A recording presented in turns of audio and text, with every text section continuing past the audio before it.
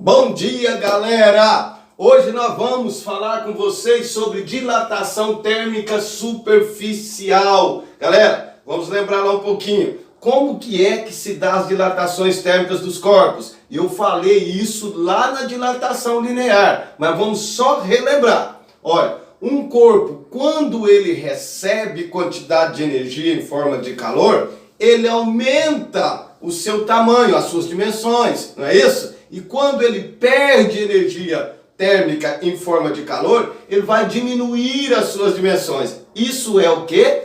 Uma dilatação térmica. Ele pode aumentar e pode diminuir as suas dimensões, na ganha ou na perca de quantidade de calor. Olha para mim, na dilatação térmica linear, eu falei para vocês que o corpo dilatava somente uma só dimensão. E aqui na dilatação superficial, ele fala para nós que o corpo está dilatando duas dimensões. Então ele fala que predomina a dilatar duas dimensões. Vamos lá, aqui eu fiz um desenho para nós entendermos melhor, Belo. Então olha aqui, aqui eu desenhei aqui um desenhozinho de uma área, não é isso? Uma área. Que área eu calculo como se fosse base vezes quem? Altura, quantas dimensões? Duas dimensões, correto? Então olha aqui, área inicial antes de eu alterar a sua temperatura. Isso então também está na sua temperatura quem? Inicial.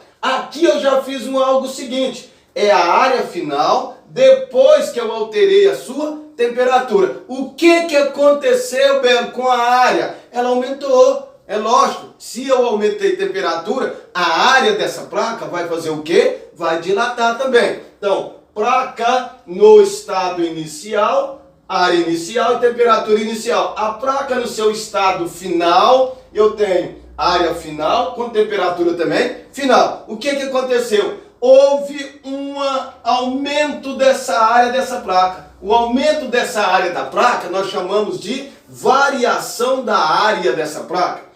E para que eu possa calcular isso, as boas línguas falam para mim que a variação dessa área é diretamente proporcional à área inicial que eu tinha, com o coeficiente de dilatação da substância que constitui essa placa, com a variação de quem? De temperatura. Como ficou, Belo? Ficou assim, variação da área é igual a variação da área, é igual à área inicial, vezes o coeficiente de dilatação. Lembra comigo?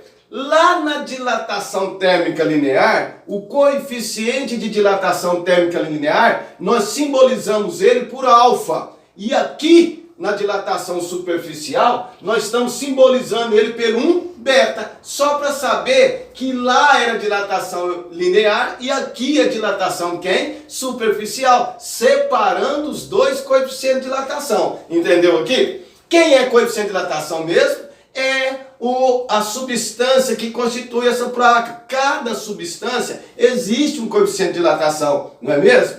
Olha bem, então ficou assim para mim. A variação da área é igual à área inicial, vezes o coeficiente de dilatação superficial, que é o beta, vezes a variação de quem? De temperatura. Aqui eu só simbolizei. Variação da área, área inicial, beta, coeficiente de dilatação superficial e variação de temperatura, que é a temperatura final menos a temperatura inicial, certinho? Olha bem, então lá na dilatação linear, ele falou para mim que predominava dilatar quantas dimensões? Uma só, não é isso? E eu simbolizava o coeficiente de dilatação linear como alfa. Aqui eu estou dilatando quantas dimensões?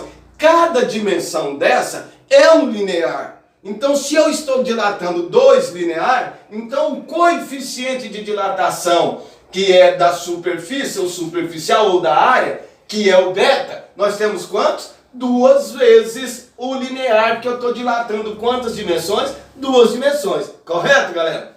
Como nós calculamos já essa variação da área dessa placa, agora eu posso fazer o quê? Calcular também a área total depois que essa placa foi dilatada, correto? Como nós vamos fazer isso, Belo? Olha, presta atenção aqui. Se eu tinha essa área inicial aqui antes de dilatar eu tenho essa área final aqui depois que eu fiz a dilatação dessa placa. O que acontece? Se eu pegar essa área inicial aqui, mais o que dilatou, vai dar essa área final. Concorda comigo? Então como que vai ficar? Vai ficar o seguinte, a área final é justamente a área inicial que eu tinha, mais a variação da área que foi dilatada, o aumento dessa área. Então olha para mim, esse cara aqui vai ser a função que nós vamos trabalhar para poder calcular essa área final. Isso? Mas lá no seu livro você vai ter algo chamado o seguinte, uma função diferente lá para você ver. Que isso nós vamos fazer aqui como desencargo de consciência para você, tá? Nós vamos usar a maioria das vezes isso aqui, tá?